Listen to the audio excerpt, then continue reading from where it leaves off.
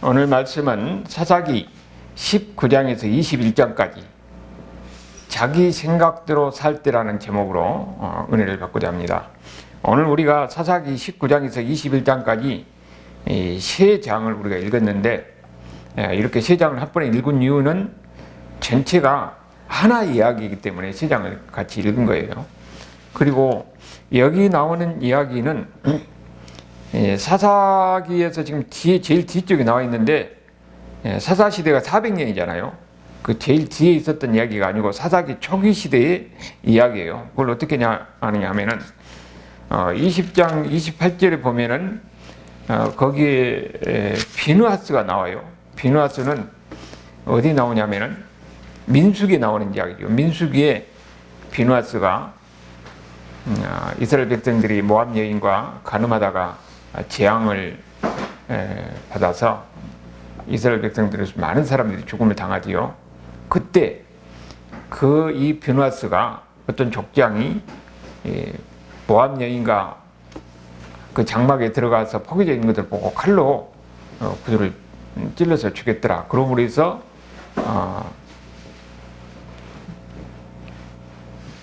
전염병이 그때다고 그렇게 나오는 거죠. 이제 그러니까 그때는 청년의 때고, 그러면 여기 들어와서 지금 이때는 지금 비느하스가 거의 이제 노 제사장일 거예요. 나이가 많은 노 제사장. 그러니까 그래도 사사기 초기라는 것을 우리가 알 수가 있는 거지요. 그리고 여기 내용 중에 또 보면은 20장 1절에 뭐가 나오냐면은 모든 이스라엘 자손이 단에서부터 브엘세바까지 이렇게 나오지요. 이것은 우리가 19장 20장에 볼 때는 단 지파가 남쪽에서 북쪽으로 갔는데 자기가 거주할 곳을 찾아서 갔지요. 그러니까 이제 20장에 와서는 그들이 거기서 이제 어느 정도 자리를 잡고 정착하는 거예요. 그러니까 단 지파가 북쪽으로 올라가 가지고 북쪽에서 어느 정도 자리 잡고 있을 때, 그래서 단에서 브엘세바 하면은 이스라엘 전체를 이야기하는 거죠. 그러니까 이걸 봐가지고 여기 사사기 초기의 이야기다 하고 그렇게 보는 겁니다. 그리고 이 세 사건을 한 사건이다 하는 것을, 세 장이 한 사건이다 하는 걸 우리가 어떻게 보냐면은 19장 1절에 보면은 이스라엘의 왕이 없을 때 그랬지요.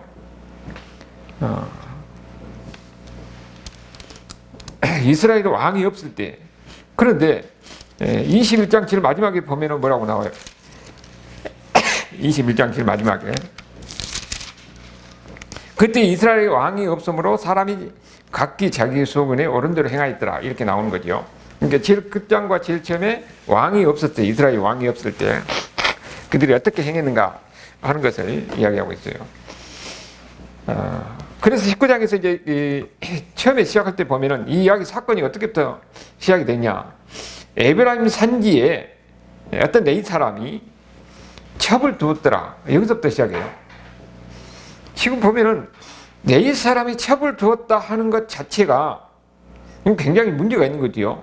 네이 사람이 거룩하게 살아야 되는데 구별된 사람으로 첩을 두었다는 것은 이미 하나님의 법을 어기는 거예요. 그런데 이 첩이 어떻게 됐냐? 첩이 바람이 나가지고 이 문제를 일으키고 자기 고향이 베들레헴인데 베들레헴에 가는 거예요. 그래서 그 첩을 데리러 지금 이 레인이 거기를 베들레헴까지 간 그런 사건이죠. 그러다가 이 베들레헴에서 그야말로 처갓집이죠. 거기 장인 된 분이 거기서 환대를 해서 며칠 머물라 해가지고 하루 이틀 3일 이렇게 멀다가 이제 5일째 되니까 이제는 더 이상 안 되겠으니까 이제 모두 데리고 이제 올라오는 거죠. 그러다가 이들이 어디로 가느냐? 지금 족장로를 따라서 베들레헴에서 북쪽으로 올라가는 거예요. 올라가다가 거기에 이제 여부스에 이르니까, 여부스는 지금 예루살렘이죠. 날이 저무는 거예요. 그러니까 거기 하인이 여기서 날이 저물었으니까 자고 가자. 그러니까 이 사람이 뭐라고 하냐면은 여기는 이방 땅이니까 여기서는 못 자고 이스라엘 땅 기브아로 가자는 거예요. 기브아는 베냐민 살고 있거든요. 그러니까 우리가 지금 여기 보면은 이 사람은 지금 자기는 내인으로서 첩을 두어가지고 하나님의 율법을 어겼는데 그래도 자기는 또 한편으로는 하나님의 말씀을 지킨다고, 거룩을 지킨다고 이방 땅에서는 안 잔다는 거예요. 그래서 여부스는 에서는 안 자고 기브아에서 잔다고 하는 거예요. 그러니까 우리가 보면은 상당히 모순된 이런 행동을 하고 있던 것도 우리가 이렇게 볼 수가 있는 거예요. 그렇게 해가지고 이제 이 여부스에 안 가고 기브아로 가는데, 거기서 어떤 일이 벌어지냐. 그 22절에 보니까 기브아에서 있을 때게, 근데 기브아로 갔는데 아무도 이 레인 일행을 받아들인 사람이 없어요. 고대에서는 여행 계획은 항상 환대하는 그런 풍습이 있는데, 여기서는 이 기브아에서는 아무도 받아들이지 않아요. 그러다가 그러고 있을 때 저물때게 한 노인이 이 사람들이 이 마을에 있는 것을 보고 자기 집으로 데려가는 거예요. 근데 이 사람은 그러면은 거기 기브아 사람이야? 기브아 사람도 아니에요. 여기 레인과 같이 에브라임 산지에 있는 사람인데 여기 지금 기브아에 와서 살고 있는 거죠. 그러면서 자기 집에 데리고 가서 자기 집에서 이제 숙식을 하는 거지요. 이제 그것을 알고 그 기브아에 있는 그 불량배들이 뭐라고 하냐면은 이 사람과 우리가 관계를 가져야 됐다는 거예요. 이 뭐냐면은 이 내인과 동성애를 하겠다는 거예요. 그러면서 이 내인을 내놓으라고. 그러니까 이걸 보면은 지금 뭘 생각나냐면은 마치 소돔이 생각나요. 소돔에서 그 천사를 자기들이 이 동성애를 하겠다고 내놓으라고 그러면서 결국은 그 사회상을 보여준 거죠. 그럼 여기서도 보니까 그야말로 소돔과 같이 그렇게 타락한 곳이라는 것을 보여준 겁니다. 항상 보면은 세상이 타락하고 퇴폐할 때는 항상 동성애가 만연한데, 여기서도 그만큼 이 동성애가 만연돼가지고 여기 이 여행객한테 동성애를 하겠다고 내놓으라고 하는 그런 이런 일이 벌어진 거 우리가 볼 수가 있는 거죠. 그리고 또 여기서 보면 또 더 아이러니한 것은 여기 노인이 뭐라고 하냐면은 이 손님들은 손대지 말고 자기 딸을 줄 테니까 자기 딸을 너희들 마음대로 하라고 그러고 있던 거예요. 그 당시에는 어쩌냐면은 여자는 사람으로 인격체로 보는 것이 아니라 하나의 물건으로 봤던 거예요. 그냥 아무렇게나 하는 게, 인격체로 보는 게 아니라 아무렇게나 하는 거예요. 그러니까 자기 딸을 내준다는 이런 말을 하는 거죠. 우리가 지금 상식으로는 도저히 이해할 수 없는 일인 거예요. 자기 딸을 하든지 여기 이 데리고 온 첩을 너희들 마음대로 하라. 그러니까 여기 지금 이 내인은 어떠냐면은 아니 자기 첩을 내줘요. 아니 자기가 지금 가서 첩을 데리러 베들레헴까지 와서 데리고 가는데 지금 자기 상황이 위기 상황이니까는 자기 첩을 내준 겁니다. 결국은 그렇게 어떤 일이 벌어지냐. 그 첩을 데리고 그 불량배들이 결국은 밤새 묵나가다가 결국은 이 첩이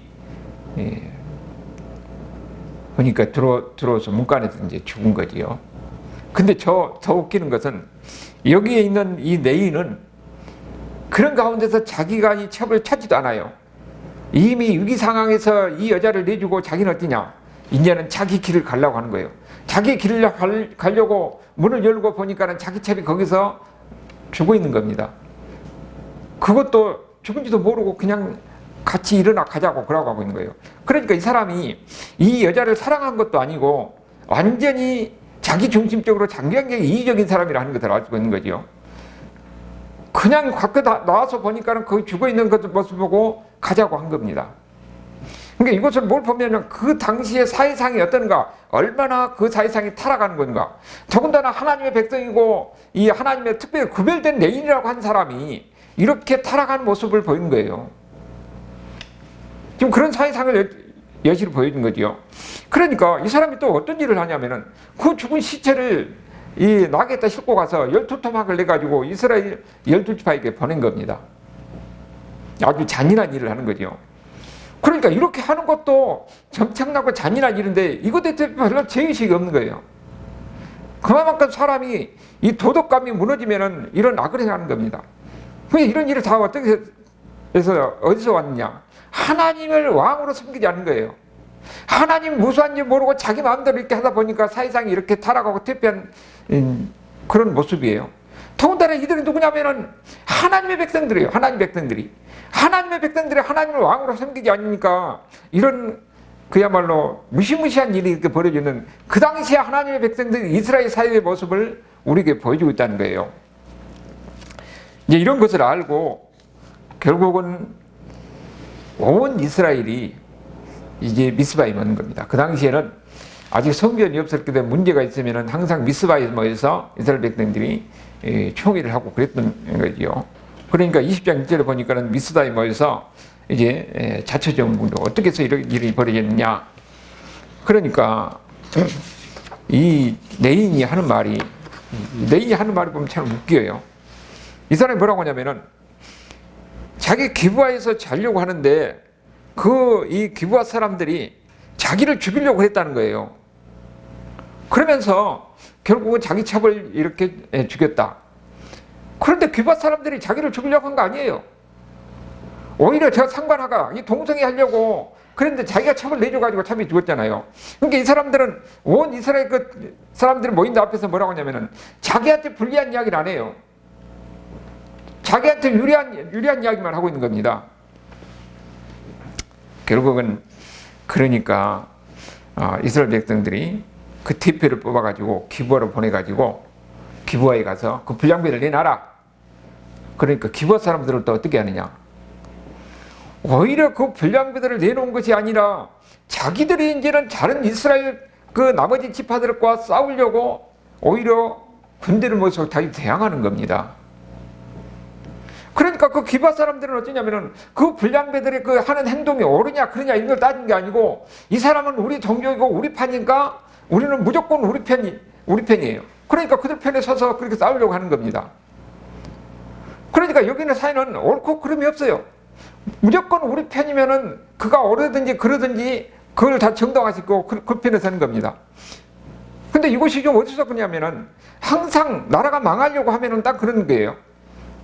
그가 어떤 옳고 그름이 아니라 능력이 아니라 무조건 내 편이면은 내 고향이면은 나하고 걔네가 같으면은 그렇게 하면서 무조건 감싸고 돕고 하는 거예요. 그러면서 사용하는 겁니다. 이제 그런 모습이 당시에 이 타락한 이스라엘 사회에서 그런 일이 있었다는 거죠. 결국은 그러다가 이제 전쟁이 벌어지는데 그럴 때 하나님 앞에 기도해요. 이스라엘 사람들은 40만 명이 모이고 기브아 사람들은 2만 6천 명이 모이는 그런 싸움인데 이스라엘 사람들이 뭐라고 하냐면은 그래도 하나님 앞에 물어봐요. 우리가 가서 싸우리까 말일까. 그러니까 하나님은 그 유다 지파가 올라가서 싸우라고 그래요. 이미 사사기 1장에서 하나님은 유다 지파가 이 싸울 때에 먼저 유다 지파가 가서 싸우라고 그랬잖아요. 그것은 뭘 이야기냐면 유다 지파가 이스라엘의 리더로서의 위치가 있다는 거죠. 여기서도 보니까 유다 지파가 가라 하는 것은 유다 지파가 전체 이스라엘의 리더로서 역할을 하는 거예요. 그런데 그들이 하나님 앞에 믿고 갔는데 전쟁에 가다가 그들이 패퇴하는 겁니다. 그러면서 거기서 2만 2천 명의 땅에 엎드려요. 그리고 또 두 번째로 같이 또 들어가서 보니까 하나님 앞에 물어서 하나님이 올라가라고 했는데 또 전쟁이 패퇴한 거예요. 그래가지고 1차, 2차 전쟁에서 어떻게 나 4만 명이나 죽음을 당하는 겁니다. 그런데 우리가 여기서 보면은 하나님이 그들이 전쟁에서 싸우러 올라가면 이긴다는 말 안 했어요. 그냥 올라가라고 하는 겁니다. 그러니까 하나님은 이들도 이 베냐민 사람뿐만 아니라 이들도 완전히 타락한 그들 가운데서 있는 그들의 제약된 모습을 보고 어떻게 보면은 베냐민만 이 심판하는 게 아니라 이스라엘 백성들도 그들을 심판하는 것이 되는 거예요. 거기서 그러니까 4만 명이 죽음을 당하는 겁니다. 그리고 이제 세 번째로 우리가 이것도 보면은 이 전쟁으로 올라가면서 23절에 보면은 이들을 내 형제 베냐민과 싸우리까 하는 겁니다. 그러니까 이 사람들은 뭐냐면은 전쟁으로 싸우러 가면서 이 베냐민 지파가 자기의 이 형제라는 것을 좀 인식을 하고 있는 거죠. 이것은 한편으로서는 전쟁하고 싶지 않은 그런 마음이 있는데 어떻게 보면 그들과 안 싸우려고 하는 어떤 자기 형제이기 때문에 그런 마음에 걸리는 것이 있는 거예요. 결국은 그럼에도 불구하고 전쟁을 하고 싸우면서 자기들끼리 죽음을 당하는 거죠. 그러다가 세 번째 이제는 어떻냐? 베델로 올라가서 거기서 하나님 앞에 번제 화목제를 드리고 그 다음에 이제는 언약궤까지 그때 비누아스가 언약궤까지 모시고 간 거예요. 그리고 하나님이 응답합니다. 하나님이 응답하는데 28절에 보니까 올라가라 그러면서 그들을 내 손에 넘겨주리라. 이번에는 하나님이 이기게 하겠다는 거예요. 그래서 이제 세 번째 싸울 때 보니까 이스라엘 백성들이 이제 매복 작전을 하는 거죠.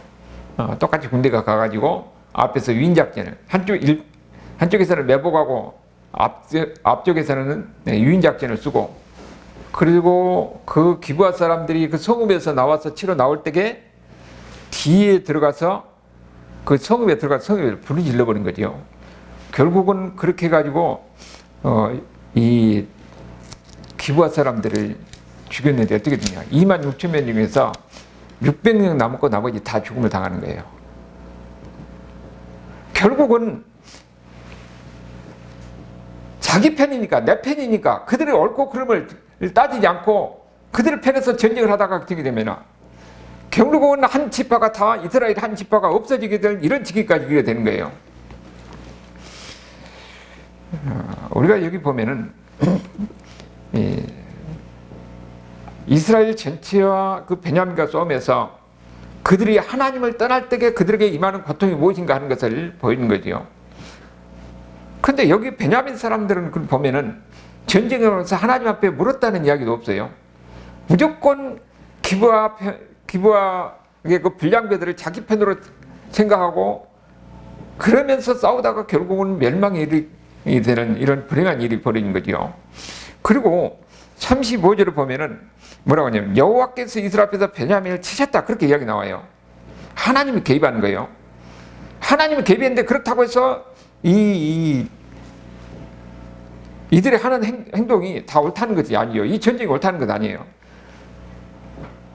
비록 이스라엘 백성들이 이 베냐민 그 지파 기브아 사람들을 600명 남은 거 다 죽였지만은 둘 다 엄청난 고통이 임하는 거예요.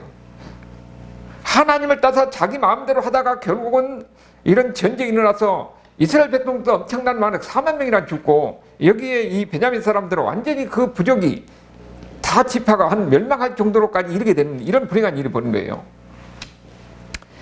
그러다가 우리가 이 이야기를 보면은 이 세 가지 이야기를 통해서 우리에게 보여준 것은 뭐냐 보니까 결국은 그 한 지파가 없어질 이런 지경까지 이른 거죠. 그러다 보니까 이제는 정신이 번쩍 든 겁니다. 어떻게 해가지고 우리 가운데서 한 지파가 다 없어진 이런 일까지 있게 되느냐. 그러면서 그들이 뭐라고 합니까? 21장에 보니까 하나님 앞에 나와서 이제는 하나님을 원망해요. 자기들이 잘못해놓고는 이제는 자기들이 잘못해서 전쟁을 해서 결국은 이런 불행한 일이 벌어지는데 하나님을 원망하는 일이 벌어진 겁니다. 왜 이런 일이 생겼느냐? 근데 그 답은 뭐예요? 우리가 19장 1절하고 25장 7 마지막에 그 답이 있는 거죠. 그들에게 왕이 없었어도 자기 마음대로 이렇게 하다가 결국은 이런 일이 벌어진 겁니다. 이스라엘 백성들에게는 하나님이 왕이 아니었어요. 자기 마음대로 한 겁니다. 그래서 이런 아주 이런 상황에 이르게 되는 거죠. 그래 놓고도 하나님을 원망하는 거예요. 그런데 거기 이제 베냐민 지파가 600명을 남겨놓고 600명이 지금 림몬 바위에 숨어가지고 거기서 넉 달을 지냈다고 그랬지요. 이제는 다 멸종할 위기 상황이 놓이는데 그들이 그때 이제 깨달으니까 그러다가 우리 중에 한 지파가 다 없어지게 되겠구나. 어떻게든 이렇게 일이 일어나게 됐는가. 그러면서 자기들을 깨닫는 거예요. 그래서 그들을 위해서 한 지파가 없어지지 않도록 하기 위해서 남자들만이니까 그 베냐민 지방에서 이 600명 남자들만 남겨놓고 부녀들도 어린애들도 다 죽였던 거예요. 그런 상황에서 이 남자들 만약에 자기들이 이들에게 아내를 주지 않으면 어떻게 됩니까? 이미 베냐민 지파가 멸종하게 되는 거죠. 그러니까 이 사람들 참 웃기는 것은 자기들을 이 딸들은 주지 않겠다고 맹세를 했다는 거예요. 그러면서 어떻게냐 보면은 여기 보면 길앗인데 길앗 야베스도 여기도 이 요단 동편에 있는 그저 이 사람들도 두 지파 반이 거기서 사니까 이들도 이스라엘 백성들이에요. 근데 그들이 총이 안 나왔다고 해서 그 사람들을 다 죽이고 이 결혼하지 않는 그 처녀도 400만 남겨놓고 다 죽인 거예요. 완전히 보니까 자기 멋대로 하는 거죠. 그래서 그 처녀 400명을 베냐민 지파 600명 중에서 400명을 그 안으로 준 겁니다. 그리고 부족한 사람은 어떻게 했냐 보니까 그 실로에서 이스라엘 백성들이 거기서 절기가 되면은 그 여자들이 나와서 절기를 지키면서 춤을 추는데 그때 거기에 이 200명을 납치해가지고 그들의 아내로 삼으라는 거예요.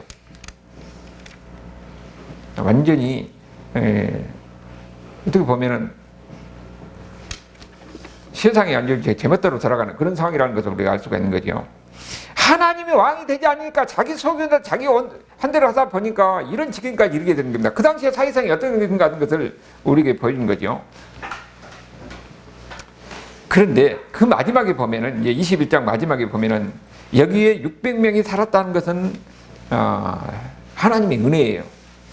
다 멸종할 수밖에 없던 그 상황 속에서 그 600명이 살았는데 600명의 아내를 주어서 그들에게 이 베냐민 지파가 다 멸종하지 않도록 하는 거지요. 그것이 하나님의 은혜입니다. 그러면은 소돔에서는 거기 타락한 그야말로 동성애를 타락한 이 소돔은 하나님 다 멸종시켰는데 여기 기브아는 왜 하나님이 그래도 600명을 남아서 그들에게 이 베냐민 지파가 전속할 수 있게 했느냐? 이 사람은 그래도 지혜를 줬어도 하나님의 택한 백성이라는 거죠. 기브아는. 그래서 그들에게 은혜를 베푼 겁니다. 그 하나님의 은혜로 나머지 이 600명의 아내를 얻어서 그들이 베냐민 지파로 전속할 수 있게 하는 거죠. 그래서 거기에서 사울과 같은 사람이 나와서 이 위대한 하나님의 일을 하게 되는 거죠. 우리도 마찬가지예요. 하나님을 왕으로 인정한다는 것은 하나님이 세운 리더를 자기의 그 공동체의 지도를 인정해야 돼요. 이스라엘 공동체의 리더로서 유다 지파를 하나님이 세웠으니까 그들의 이 지도하에서 지도를 인정하고 공동체를 유지해 나가야 되는데 그 지도를 인정하지 않는 겁니다. 그리고 자기 마음대로 하는 거예요. 그것은 교회도 마찬가지고 어떤 가정에도 마찬가지고 하나님을 인정한다 하는 것은 하나님이 세운 리더를 인정하는 거예요. 그러면서 그 공동체가 유지되는 겁니다. 그럴 때에 은혜가 있는 거예요. 비록 그 가운데서는 인간의 죄악으로 해서 이렇게 잘못했지만은 그 죄악을 이기시고 하나님은 마지막에 하나님 백성들이 은혜를 베푸는 겁니다. 그게 바로 600명이고 그게 우리 삶이라는 거예요. 그래서 우리 중심에는 뭐가 되냐? 하나님은 우리 왕이 돼야 돼요. 오직 하나님께 순종하고 하나님 말씀대로 살려고 이렇게 할 때에 거기에 하나님의 우리 죄를 이기시고 하나님의 은혜가 승리하게 되는 겁니다. 이런 삶이 사사기를 통해서 보여준 거, 거의 우리 삶이 돼야 되는 거예요. 은혜가 있기를 주님으로 축원합니다. 아멘.